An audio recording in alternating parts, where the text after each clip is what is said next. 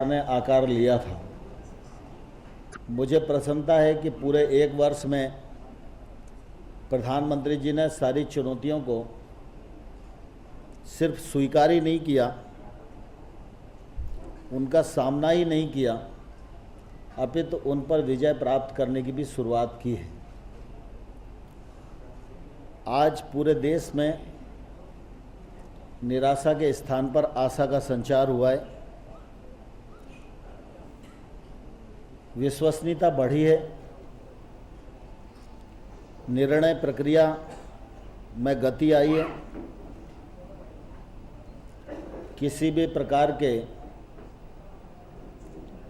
भ्रष्टाचार की बात, घोटाले की बात एक वर्ष में सामने नहीं आई। प्रक्रियाओं को पारदर्शी बनाने पर काम किया गया है। प्रक्रियाओं में जो विलंब होता था उसको समाप्त करने का प्रयास किया गया है। अनेक स्थानों पर राज्य सरकारों के पास और केंद्र सरकारों के पास विवेकाधिकार थे जो भ्रष्टाचार को जन्म देते थे। विवेकाधिकार को समाप्त किया गया है और राज्य और केंद्र के संबंध अच्छे रहें, मजबूत रहें। राज्य विकसित होगा तो देश विकसित होगा। इस भावना के आधार पर राज्यों के अधिकारों में बढ़ोतरी करना, राज्यों की निर्भरता समाप्त करना और राज्य तेजी से आगे बढ़ें, इस दृष्टि से प्रयास किए गए। पड़ोसी देशों से अच्छे संबंध हमारे देश के रहें और बाकी जो देश हैं उन देशों से भी हमारा अच्छा संबंध बढ़े, निवेश के लिए अनुकूल माहौल बने। इस दृष्टि से लगातार प्रयत्न प्रधानमंत्री जी के द्वारा हो रहा है और आप सब लगभग उससे समय समय पर अवगत होते ही रहते हैं। आपको ध्यान है, जब मोदी जी प्रधानमंत्री बने थे तो देश की विकास दर 5% थी। आज साल भर में बढ़कर 7.4% हुई है। महंगाई की दर 10% से अधिक हुआ करती थी। पूरा नियंत्रण तो नहीं हुआ, लेकिन आज महंगाई की दर 5% के आसपास है।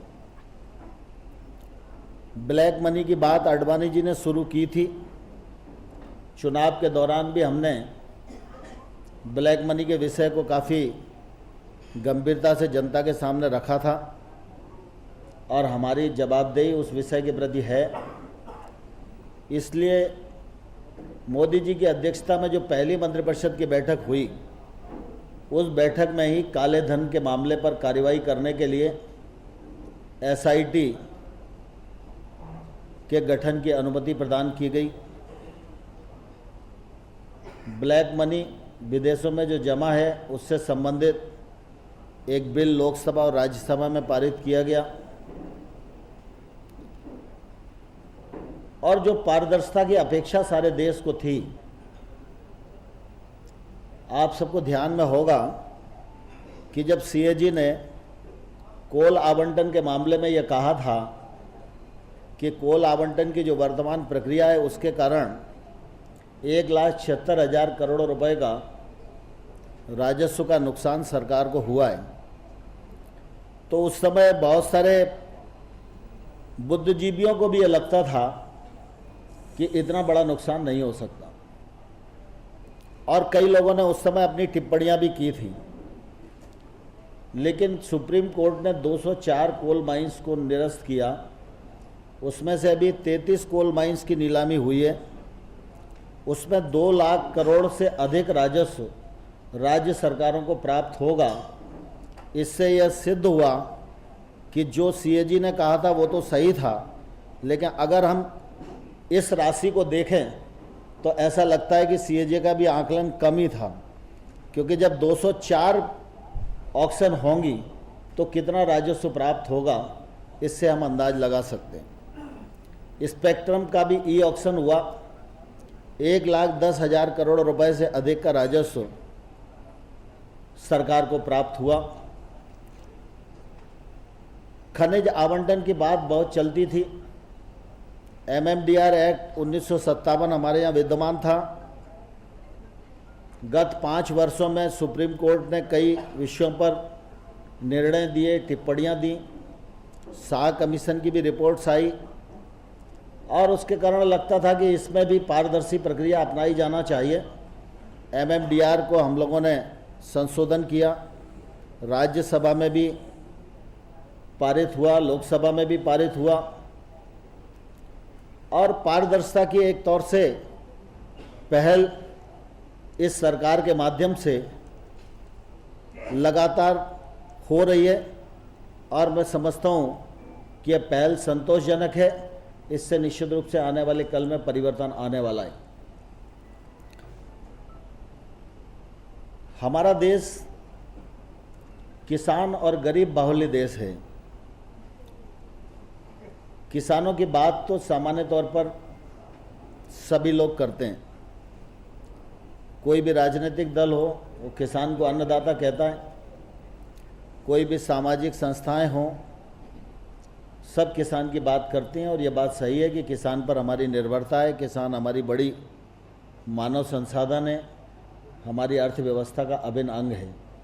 लेकिन इतने लंबे समय तक लगातार हम लोगों के ध्यान में आता है कि खेती का धंधा घाटे का धंधा बनता जा रहा है। मध्य प्रदेश सरकार ने कुछ काम इस दिशा में किए हैं, वो आप सब लोगों के ध्यान में है। लेकिन अभी पहली बार ये हुआ 66-67 साल में कि प्राकृतिक आपदा से किसान जब परेशान होता था तो 50% से ज़्यादा नुकसान होता था तो ही केंद्र सरकार उस पर विचार करती थी। इस बार जब ओलावृष्टि हुई तो प्रधानमंत्री जी ने सभी वरिष्ठ मंत्रियों को हर राज्य में भेजा और उसके बाद बैठक की तो सभी मंत्रियों ने आकर कहा कि अगर केंद्र सरकार पॉलिसी नहीं बदलेगी तो किसी किसान को केंद्र सरकार की कोई मदद नहीं हो पाएगी।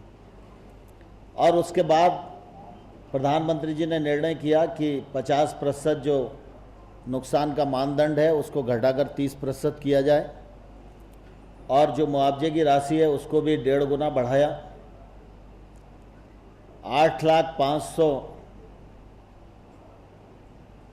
8,500 करोड़ रुपया किसानों को ऋण देने के लिए प्रावधान किया।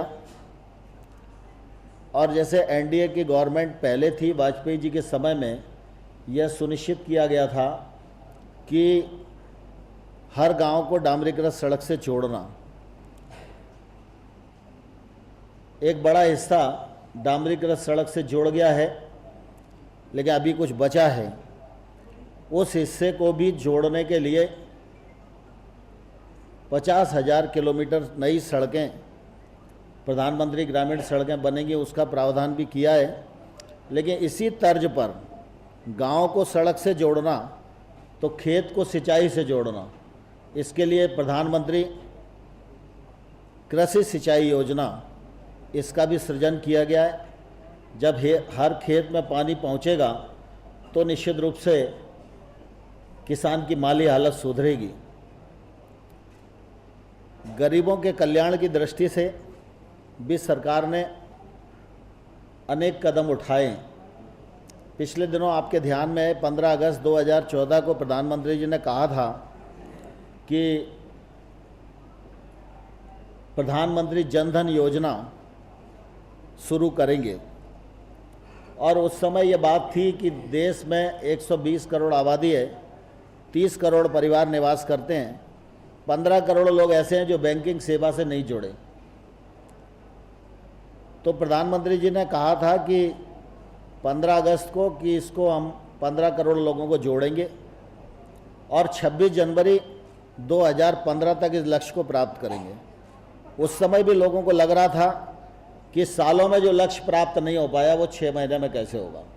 लेकिन मैं आपके माध्यम से बैंक के सभी अधिकारी कर्मचारियों को धन्यवाद देना चाहता हूं कि उन्होंने जी तोड़ परिश्रम किया और 15 करोड़ 8 लाख बैंक अकाउंट इस योजना के अंतर्गत गरीब लोगों के नए खोले गए और मुझे इस बात की भी बहुत प्रसन्नता है कि गरीब आदमी की हिंदुस्तान में ताकत कितनी है इस योजना के बाद पता चला।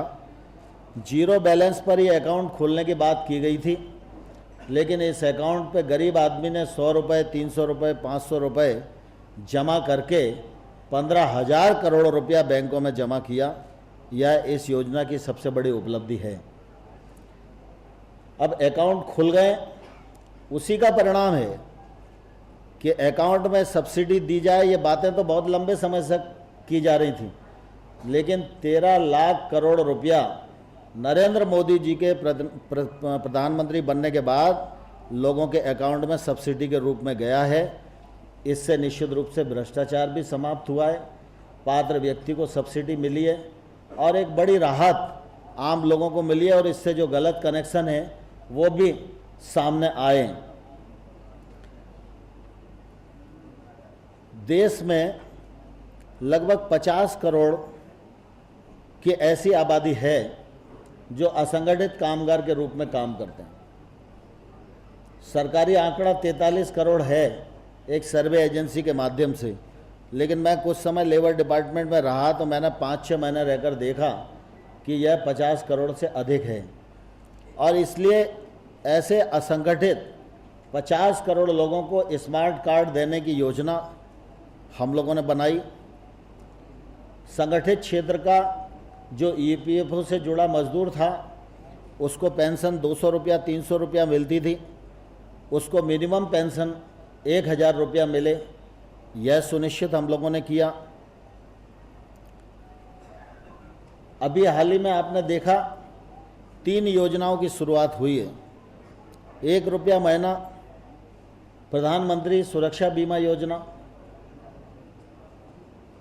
जीवन ज्योति बीमा योजना और अटल बिहारी वाजपेयी पेंशन योजना। अब ये योजनाएं रस्मी नहीं हैं।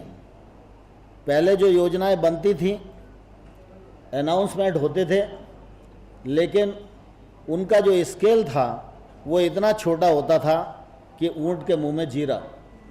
जैसे इंदिरा आवास योजना है, 60 साल से चल रही है, आज भी आवासहीन ख़त्म नहीं हुए, क्योंकि उसका वॉल्यूम इतना कम है कि वो जब नीचे आती है तो एक गांव में एक ही व्यक्ति को आवास मिल पाता है। लेकिन नरेंद्र मोदी जी ने जब मेक इन इंडिया की बात की, स्किल इंडिया की बात की, तो उन्होंने कहा स्किल इंडिया भी जरूरी है, और इसलिए 15 करोड़ परिवारों तक अकाउंट खोले और इन योजनाओं के अंतर्गत 50 करोड़ लोगों तक पहुंचने का लक्ष्य है, जिसमें खेतिहर मजदूर भी आएगा, सड़क पर गिट्टी फोड़ने वाला मजदूर भी आएगा, ठेला चलाने वाला भी आएगा, गाड़ी का ड्राइवर भी आएगा, गोलगप्पे बेचने वाला भी आएगा, हाथ ठेला पर सब्जी बेचने वाले भी आएगा। ऐसी देश की आधी आबादी इन योजनाओं के माध्यम से कवर करनी है। बैंकों को इनके लिए अधिकृत किया गया है, और यह निश्चित रूप से एक बहुत बड़ी सामाजिक सुरक्षा हमारे देश के गरीब आदमी को मोदी सरकार के द्वारा दी गई है। हम सब जानते हैं कि हमारे देश में 52% आबादी नौजवानों की है। बेरोजगारी सबसे बड़ी चुनौती सरकार के सामने है, और इस चुनौती से निपटना है तो इसके 3 ही मार्ग हैं। एक मार्ग है सरकारी नौकरी, जिसमें सीमित साधन है। दूसरा मार्ग है अपना उद्योग स्थापित करना, वो हर आदमी के बस का नहीं है। तीसरा मार्ग है कि उद्योग में लोगों को रोजगार के अवसर मिलें, और इसलिए मोदी जी ने मेक इन इंडिया की बात कही है। देसी निवेश भी बढ़े, विदेशी निवेश भी बढ़े, ज़्यादा से ज़्यादा वैल्यू एडिशन का काम हो, ज़्यादा से ज़्यादा रोजगार के अवसर खड़े हों और हमारे बेरोजगार लोगों को रोजगार मिले। लेकिन आज की जो परिस्थिति है और प्राइवेट सेक्टर में रोजगार का मामला है, वह निश्चित रूप से डिग्री आधारित नहीं है। उसके लिए ज़रूरी है हाथ में हुनर होना, और इसलिए मोदी जी ने स्किल इंडिया की बात कही, स्किल डेवलपमेंट मिनिस्ट्री बनाई, जो मिनिस्ट्री ने काम करना प्रारंभ कर दिया है। सरकारी, गैर सरकारी और अन्य संस्थाओं के साथ मिलकर स्किल डेवलपमेंट अभियान ये पूरे देश में चलाने का निश्चय हुआ है। प्रधानमंत्री कौशल उन्नयन केंद्र जगह जगह खोले जा रहे हैं। 500 इंक्यूबेशन सेंटर एमएसएमई मंत्रालय के द्वारा खोले जा रहे हैं, ये जहाँ बड़ी मात्रा में ट्रेनिंग हो। हम लोगों ने अप्रेंटिस एक्ट का भी बदलाव इसी दृष्टि से किया कि ज़्यादा से ज़्यादा लोग ट्रेंड हो सकें, और बेरोजगारी की चुनौती जो है उस पर हम विजय प्राप्त कर सकें। इस दृष्टि से ये बड़ा प्रयत्न मोदी सरकार का है। अधोसंरचना की दृष्टि से 8000 किलोमीटर नए नेशनल हाईवे बने, उस पर काम शुरू हो गया है। पुराने 8000 किलोमीटर सड़कें जो बदहाल हालत में पड़ी थी, किसी का ठेकेदार भाग गया था, किसी का कोर्ट में मामला चल रहा था, कोई वाइल्ड लाइफ से क्लियरेंस नहीं था, ऐसे सारे मामलों को निराकृत करके उन 8000 किलोमीटर सड़कों पर भी काम प्रारंभ कराया गया है। यूपीए के गवर्नमेंट के समय 2 किलोमीटर प्रतिदिन सड़क बनती थी, मोदी सरकार के समय में 11 किलोमीटर प्रतिदिन आज सड़क का निर्माण हो रहा है। हमारे मध्य प्रदेश में यह बात पहले से थी कि गौड़ जो वनोपज है उसका मूल्य, समर्थन मूल्य हम लोगों ने पिछले 2-3 साल पहले निर्धारित किया था, और ये कोशिश थी कि आदिवासी को उसकी वनोपज का उचित मूल्य मिल जाए, लेकिन पूरे देश में नहीं था। आज पूरे देश में वनोपज का समर्थन मूल्य निर्धारित करने का निर्णय केंद्र सरकार ने लिया है। इससे चाहे वो छत्तीसगढ़ हो, चाहे झारखंड हो, चाहे उड़ीसा हो, चाहे कोई भी क्षेत्र हो जहाँ वनोपज है और आदिवासी उसको तोड़कर लाता है, लोग औने पौने दाम पे उसको खरीद लेते थे, अब उसका समर्थन मूल्य तय हो जाएगा। इससे निश्चित रूप से आदिवासियों को उनका अधिकार और उचित मूल्य मिल सकेगा। विदेश के क्षेत्र में भी अगर आप देखेंगे तो मोदी जी लगभग आज दिनांक तक 57 दिन तक इस पूरे वर्ष में विदेश यात्रा किए हैं। यूपीए सरकार के समय प्रधानमंत्री जी की विदेश यात्रा होती थी तो न तो देश में मालूम पड़ता था, न विदेश में मालूम पड़ता था। आज मोदी जी की विदेश यात्रा होती है तो देश में भी हलचल है और दुनिया में भी हलचल है। इससे उनकी विदेश यात्रा की सफलता का अंदाज हम सब लोग लगा सकते हैं। राज्यों को पक्षपात यूपीए सरकार के समय बहुत किया जाता था, और आप सबके ध्यान में है कि हम लोग सरकार में भी थे तो सरकार के कार्यक्रम के साथ हमारा एक कार्यक्रम ये रहता ही था भेदभाव और पक्षपात का। लेकिन अब मोदी जी ने सुनिश्चित किया है किसी राज्य के साथ कोई भी भेदभाव नहीं होगा।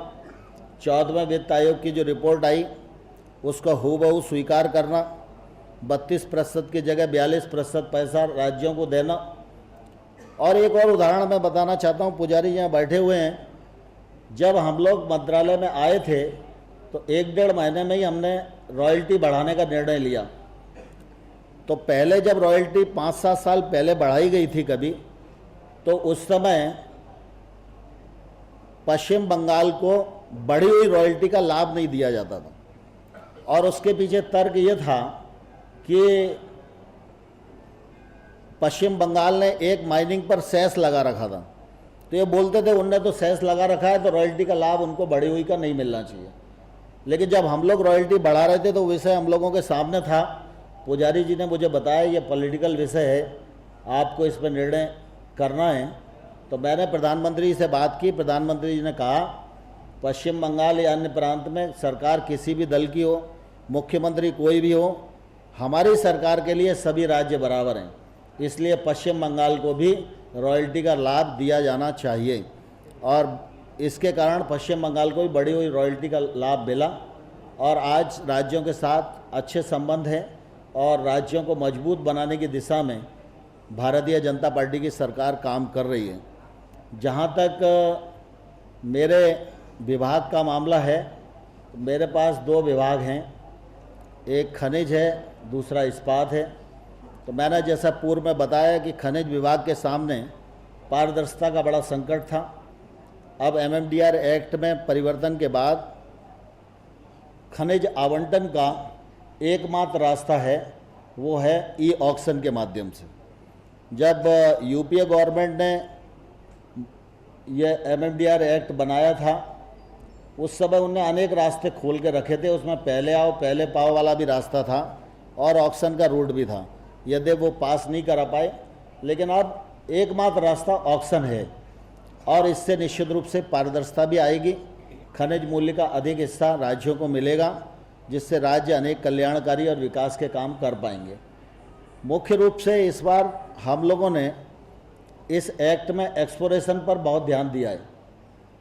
हमारे भारतवर्ष का जो कुल भौगोलिक क्षेत्र 32 लाख वर्ग किलोमीटर है, उसमें माइनिंग की संभावनाएं वो 8 लाख वर्ग किलोमीटर में दिखाई देती हैं। और अभी जियो फिजिकल मैपिंग का काम हम लोग GSI के माध्यम से लगभग 15% ही कर पाए हैं। और जो माइनिंग पूरे देश में हो रही है वो टोटल 8 लाख वर्ग किलोमीटर का 1% क्षेत्र पर ही हो रही है, चाहे वो लीगल हो चाहे इलीगल हो, सब प्रकार की माइनिंग 1% क्षेत्र पर ही हो रही है। और इसलिए एक्सप्लोरेशन वैसे भी ज़रूरी था और अब ऑक्शन रूट पर हम आ गए हैं, तो इसलिए एक्सप्लोरेशन करना सरकार की जवाबदारी भी हो गई है। और इसलिए हम लोगों ने नेशनल मिनरल एक्सप्लोरेशन ट्रस्ट का प्रावधान किया। उसमें रॉयल्टी के बराबर की राशि का 2% राशि आएगी और उस फंड से हम लोग एक्सप्लोरेशन का काम बढ़ाएंगे। और एक्सप्लोरेशन की दृष्टि से पहले GSI और MECL 2 ही संस्थाएं काम करती थी, उसमें हमने और अन्य संस्थाओं को जोड़ा है, नोटिफाई किया है। NMDC हो, सेल हो, मध्य प्रदेश का माइनिंग कॉरपोरेशन हो, छत्तीसगढ़ का माइनिंग कॉरपोरेशन हो। एक्सप्लोरेशन की एक दीर्घगामी योजना केंद्र सरकार बनाए, इस बात पर भी हम लोग एक्सरसाइज कर रहे हैं और पूरे देश में एक्सप्लोरेशन का काम बढ़े। अवैध माइनिंग को रोकने की दृष्टि से पहले 25,000 रुपये जुर्माने का प्रावधान था, अब उसको बढ़ाकर हम लोगों ने 5 लाख रुपया प्रति हेक्टर जुर्माने का प्रावधान रखा है। 25,000 रुपया इतनी कम राशि थी कि अगर रेत का माइनर भी है तो उसके लिए भी वो बहुत छोटी राशि थी, तो फिर मेजर मिनरल के माइनर के लिए तो उसका कोई मूल्य नहीं था। इसलिए अब हम लोगों ने जब 5 लाख रुपया प्रति हेक्टर किया है, तो अब अगर 10 हेक्टर का माइनर है तो पकड़ा जाएगा तो 50 लाख रुपया जुर्माना होगा। तो फिर उसको सोचना पड़ेगा कि माइनिंग करूं या इलीगल माइनिंग करूं। और ऐसे ही 2 वर्ष की जो सज़ा थी उसको बढ़ाकर हम लोगों ने 5 वर्ष किया है। इससे इलीगल माइनिंग को रोकने में, नियंत्रण करने में मदद मिलेगी राज्य सरकारों को। और हमारा जो पहले माइनिंग होती थी वो सामान्य तौर पर 30 साल की लीज दी जाती थी, 20 साल फिर डीम्ड रिन्यूअल होता था और 20 साल के बाद राज्य सरकारों का अधिकार था कि मर्जी है तो आप अनंत काल तक दे दो, मर्जी नहीं है तो किसी को मत दो। तो ऐसी स्थिति में हम लोगों ने जो अनंत काल वाली सीमा थी उसको घटा के तय कर दिया कि कोई भी माइंस अब 50 साल के बाद वो ऑक्शन ही होगी। जिसके पास 50 साल हो जाएंगे उसके बाद वो सरकार की संपत्ति हो जाएगी, सरकार उसको दोबारा से ऑक्शन करेगी। दूसरा, डिस्ट्रिक्ट मिनरल फाउंडेशन जो आप लोगों ने अभी फिल्म में भी देखा, यह बहुत ही क्रांतिकारी निर्णय है केंद्र सरकार का। हम सबको मालूम है कि जहाँ खनिज है वहीं जंगल है, जहाँ खनिज और जंगल है वहीं आदिवासी है। माइनिंग होती है तो व्यक्ति भी प्रभावित होता है, क्षेत्र भी प्रभावित होता है। और अभी तक ऐसा कोई प्रावधान नहीं था कि इसी को केंद्रित करके कोई फंड्स एलोकेट हो, कोई योजना हो। बाकी बहुत सारी योजनाएं चलती रहती थी, लेकिन अब हम लोगों ने डिस्ट्रिक्ट मिनरल फाउंडेशन बनाया, हर जिले में बनेगा। आज मुख्यमंत्री जी के साथ बातचीत हुई, उन्होंने कहा कि हम इस महीने में डिस्ट्रिक्ट मिनरल फाउंडेशन पूरे 51 जिलों में रूल्स वगैरह बना के सब नोटिफाइड कर देंगे। ये डिस्ट्रिक्ट मिनरल फाउंडेशन जो है, इसमें पूरे देश में अभी हम लोगों को तय करना है कितनी राशि जाएगी, लेकिन औसत अगर हम देखेंगे तो लगभग 10,000 करोड़ रुपया जिलों जिलों में जाएगा, जो आदिवासी व्यक्ति के कल्याण में भी लगेगा, उसके विकास में भी लगेगा, उसके लिए रोजगार सृजन हो इसमें भी लगेगा और उस क्षेत्र के विकास में भी लगेगा, उस क्षेत्र के पर्यावरण को सुधारने की दृष्टि से भी उपयोग आएगा। इस दृष्टि से माइनिंग विभाग ने ये कुछ अचीवमेंट छोटे मोटे किए हैं, मैंने आपके मध्य रखे हैं। इसी प्रकार से जो इस्पात विभाग है, यह पूरी तरह नियंत्रण मुक्त क्षेत्र है। स्टील मंत्रालय की भूमिका एक तौर से समन्वय की भूमिका है। कोई भी निजी क्षेत्र के व्यक्ति अगर निवेश करते हैं और उनको राज्यों के साथ, केंद्र सरकार के अन्य विभागों के साथ समन्वय की ज़रूरत होती है तो इस्पात विभाग अपनी भूमिका का निर्वाह करता है। लेकिन हमारे भारत सरकार के कुछ उपक्रम भी हैं जो स्टील के क्षेत्र में काम करते हैं। सेल बड़ा उपक्रम है, बड़े प्लांट हैं। अभी सेल के एक्सपांसन और मॉडर्नाइजेशन का काम हाथ में लिया था। मुझे प्रसन्नता है कि 10-11 महीने हमारे सभी सेक्रेटरी साहब और सभी लोगों ने मिलकर, सेल के अधिकारियों ने मिलकर जो तेज मॉनिटरिंग की और उसके कारण हम लोग राउरकेला का एक्सपांसन और मॉडर्नाइजेशन का काम पूरा कर चुके। प्रधानमंत्री जी वहाँ गए थे। वर्णपुर यूनिट का भी काम कर चुके। दुर्गापुर और बोकारो का काम भी हमारा पूरा हो गया है। भिलाई स्टील प्लांट का जो एक्सपांसन का काम है वो सितंबर 2015 में पूरा होगा। सितंबर 2015 में जो सेल की आज उत्पादन क्षमता 13 मिलियन टन उत्पादन क्षमता है, यह सितंबर 15 में बढ़कर 23 मिलियन टन हो जाएगी। यह मतलब 10 मिलियन टन का इजाफा होगा। ऐसे ही सेल के दूसरे और तीसरे एक्सपेंशन के बारे में भी हम लोग विचार कर रहे हैं और उस योजना पर भी काम कर रहे हैं। 2025 तक सेल 50 मिलियन टन उत्पादन क्षमता वाला संयंत्र बने, ये हमारी कोशिश है और इसके लिए 1.5 लाख करोड़ रुपए का लगभग निवेश होगा। उस दृष्टि से हमारा विभाग और सेल का बोर्ड काम कर रहा है और स्टील के उत्पादन में निश्चित रूप से 50 मिलियन टन तक हम पहुंचेंगे तो बड़ा योगदान सेल का होगा। RINL जो हमारा दूसरा संयंत्र है, उस संयंत्र का भी एक्सपांसन और मॉडर्नाइजेशन का काम लगभग पूरा हो गया है और जुलाई में प्रधानमंत्री जी को आग्रह मैंने कल ही पत्र लिखकर किया है कि वो उसके लोकार्पण के लिए समय दें, तो विशाखापट्टनम जाने के लिए हम लोगों ने उनको अनुरोध किया है। दूसरा, स्टील के क्षेत्र में रिसर्च की बहुत आवश्यकता महसूस की जा रही थी। जैसे माइनिंग के क्षेत्र में एक्सप्लोरेशन की कमी है, वैसे ही स्टील के क्षेत्र में रिसर्च की कमी है और इसके कारण हम अच्छी क्वालिटी का स्टील नहीं बना पा रहे हैं। तो इस बार steel research and technology mission of India ऐसा संस्था हम लोगों ने बनाई है। उसमें 100 करोड़ रुपया स्टील डेवलपमेंट फंड से दिया है। 100 करोड़ रुपया हमारे स्टील के जो बड़े उत्पादक अपने देश के हैं वो लोग कंट्रीब्यूट कर रहे हैं और इसके माध्यम से स्टील रिसर्च का एक बड़ा काम हम सब लोग करने जा रहे हैं। और मुझे इस बात की प्रसन्नता है कि जब हम आए थे तो दुनिया में स्टील के हम चौथे सबसे बड़े उत्पादक थे। आज हम दुनिया में तीसरे क्रम के सबसे बड़े उत्पादक हैं। 2020 तक स्टील के क्षेत्र में हम दूसरे क्रम के उत्पादक बने। इस लक्ष्य को लेकर स्टील मंत्रालय काम कर रहा है और हमारे सारे PSUs काम कर रहे हैं। आज मैं मध्य प्रदेश आया था तो मुख्यमंत्री जी के साथ बैठक थी। उसमें 2 विषय थे। एक तो मुख्य रूप से हमको मध्य प्रदेश के साथ बैठकर ये बात करनी थी कि ऑक्शन जल्दी से जल्दी शुरू हो। तो मुझे प्रसन्नता है, आज मुख्यमंत्री जी ने निर्देश भी दे दिया है। सभी विभाग के लोग भी तैयार थे। 3 महीने में मध्य प्रदेश में ऑक्शन प्रारंभ हो जाएगा माइंस का। और दूसरा DMF का 30 जून तक वो पूरा कर देंगे। यहाँ पर 2 विषय हमारे विभाग से संबंधित थे और बाकी जो है हमारा जो इंदौर में निवेशकों का सम्मेलन था, उस समय आप लोग भी थे तो कुछ बातचीत हुई थी, तो उसकी समीक्षा थी। उस समीक्षा के अंतर्गत हिंदुस्तान कॉपर लिमिटेड ने कमिटमेंट किया था तो हम लोगों ने 1856 करोड़ रुपए के निवेश का वहाँ शिलान्यास मुख्यमंत्री जी को ले जाके कर दिया। वो एक कमिटमेंट हमारा पूरा हो गया है। मॉयल की उकवा खदान है, उसका विषय भी लगभग निदान की ओर है। इसमें 500 करोड़ रुपए का इन्वेस्टमेंट हम लोग करेंगे। मॉयल खान कि बालाघाट में जो विस्तारीकरण का काम है वो 76 हेक्टेयर का है। वो विषय जैसे ही पूरा होगा तो हम उसमें भी काम करेंगे। नालको और मोयल दोनों 20-20 मेगावाट के सोलर पावर प्लांट लगाएंगे और उसके लिए 100 करोड़ रुपए का इन्वेस्टमेंट करेंगे। अभी मध्य प्रदेश राज्य की PSUs के लिए पॉलिसी आने वाली है, शायद वो एक आध महीने में पॉलिसी फाइनल करेंगे तो हम लोगों को वो जगह बता देंगे तो वहाँ करेंगे।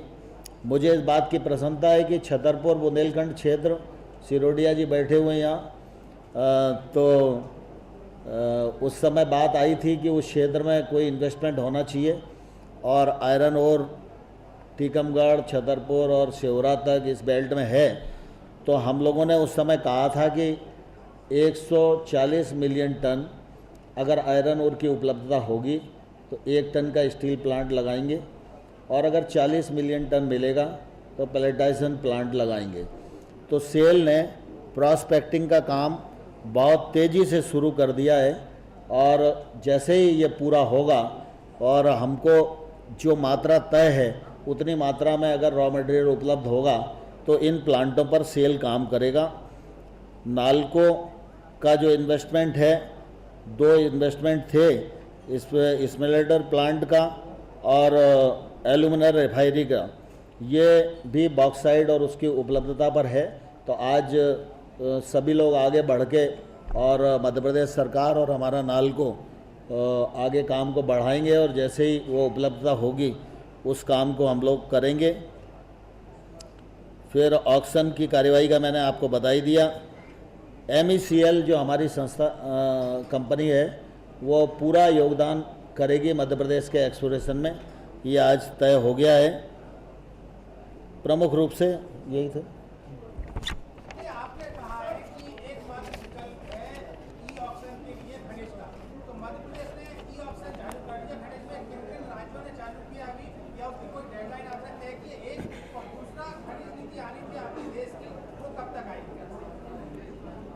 खनिज नीति तो आ चुकी है, माइनिंग जो एक्ट परिवर्तन हुआ वही माइनिंग पॉलिसी है, उसमें सारी चीज़ उल्लिखित है। हमारी पॉलिसी क्या होगी ये सारा चीज़ उल्लिखित है।